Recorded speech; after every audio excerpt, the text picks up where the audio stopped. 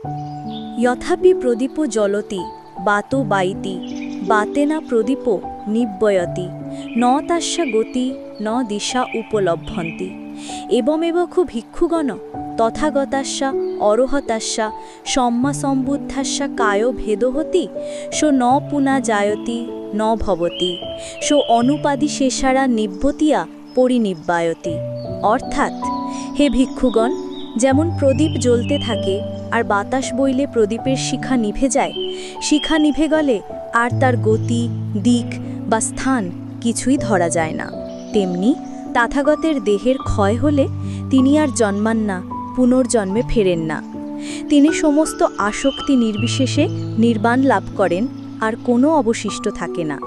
মানে প্রদীপের শিখা নিভে গেলে যেমন আর কোনো আলো থাকে না, তেমনি তৃষ্ণা, আসক্তি, অজ্ঞানের শিখা যখন নিভে যায় তখন আর জন্ম মৃত্যুর বন্ধন থাকে না।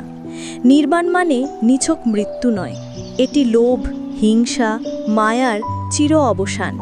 এখানে প্রদীপের উপমা দিয়ে বুদ্ধ বোঝান যে দেহ ক্ষয় হলেও প্রজ্ঞার আলোয় সকল বন্ধন নিভে যায়। এটাই চূড়ান্ত শান্তি, পরিনির্বাণ।